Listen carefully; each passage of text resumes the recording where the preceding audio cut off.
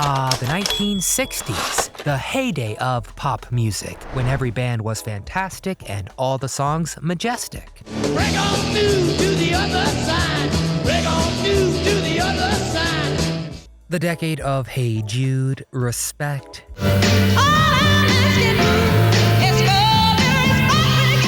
and wait, hold on just a second. Just because some of the most wonderful music of all time was released in the 1960s does not mean the decade did not have some absolute stinkers hiding in there. I'm Nostalgic Nick with Do You Remember? And today we're taking a deep dive into 10 of the most hated songs of the 1960s. From saccharine love ballads to experimental noise.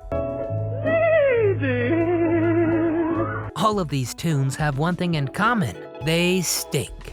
Before we dive into that trash, please give this video a thumbs up if you enjoy it, and subscribe to our channel for more content like this. But now, on to the songs that make us rich. Yummy Yummy Yummy, the Ohio Express. Yummy Yummy Yummy, the surprise 1968 hit single from the Ohio Express, a completely studio-fabricated band, may just be the dumbest song of all time.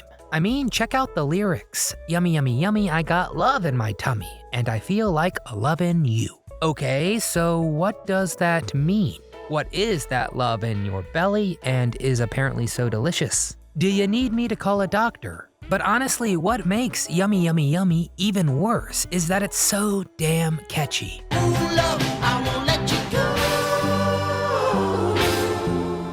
You will listen to this song for about 30 seconds before frantically throwing anything hard at your stereo. Then, 4 hours later, the chorus is on repeat in your head until your eyes want to explode. It is the perfect storm of terribleness. Revolution number 9, The Beatles. Fans of the Beatles were in for a real treat when they reached the end of the band's 1968 self-titled album and reached an avant-garde sound collage that John Lennon said was trying to paint the picture of revolution with noise. Ooh, goody. And what followed was 8 minutes of overdubbed vocals, sound effects, and random snippets of speech. That was immediately jarring and certainly the hardest song on the record to listen to.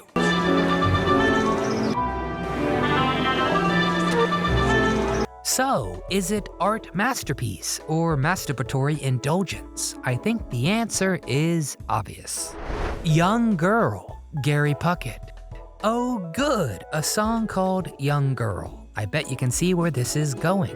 Released by Gary Puckett and the Union Gap in 1968, this single shot all the way to number 2 on the charts. And let's just say that if Gary tried to sing the same song today, I don't think it would fly. You're much too young, girl. No, I'll just let him damn himself with his own words. Beneath your perfume and makeup, you're just a baby in disguise. And though you know that it's wrong to be alone with me, that come on look is in your eyes. Ugh, yikes. Cue the gagging and an immediate call to the cops. The young girl in question should take Gary's own advice and run, girl. Honestly, never stop.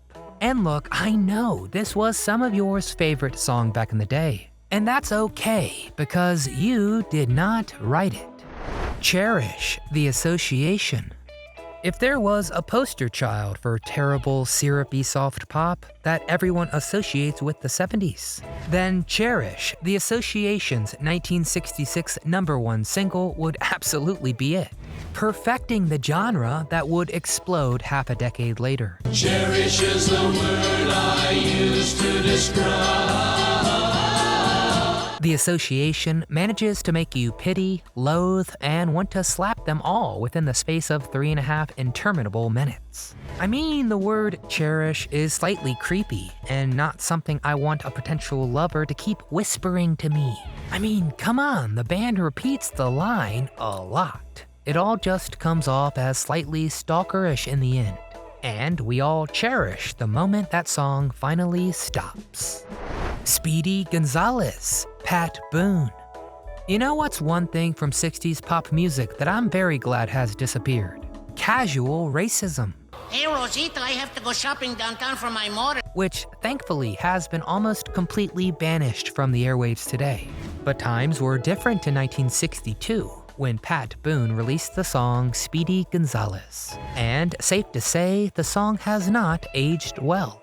Speedy Gonzalez, how come you leave me all alone? With a name borrowed from perhaps the most racist of the Looney Tunes, which is saying something. It's very hard today to listen to a rich white guy sing about the Mexican whose roof is leaking with a strainer. This sounds like Rosita. Fortunately, it's 2023, and Boone sounds more than a little dated as he jovially sings his racist tropes. Honey, Bobby Goldsboro. Aw, a song about a man lamenting the death of the love of his life. How touching and sweet.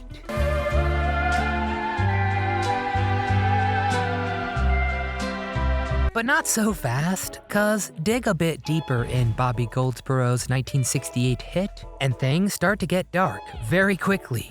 She slipped and almost hurt herself, and I laughed till I cried. She was always young at heart, kinda dumb and kinda smart. It doesn't seem like the best relationship if he's calling her dumb and laughing at her getting hurt. Goldsboro goes on to say how he comes home in the middle of the day to find her sobbing all the time.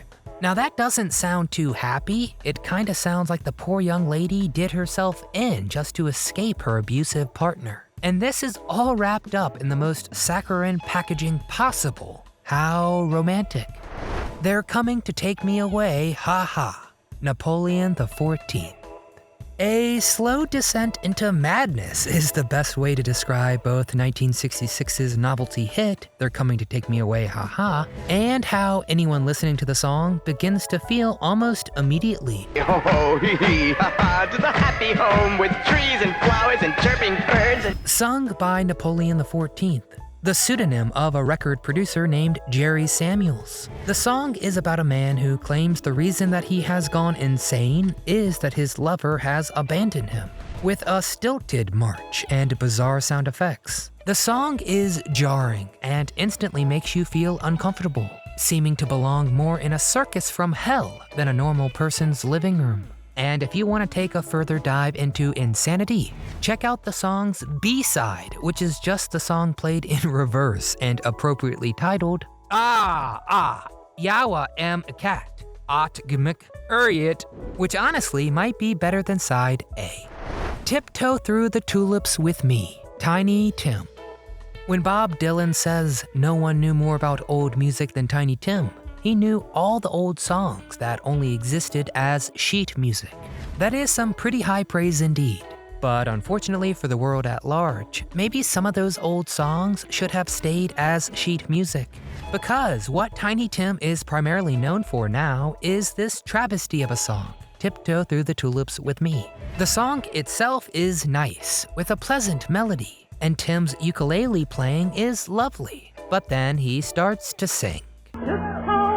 From the garden, by the garden, of the willow tree. And quite honestly, everything falls apart. Because Tiny Tim's singing voice is such an annoyingly high falsetto that you immediately want to stab your ears out. So unnaturally high and irritating that if you have to listen for longer than 10 seconds, someone is gonna have to come take you away, haha. MacArthur Park, Richard Harris.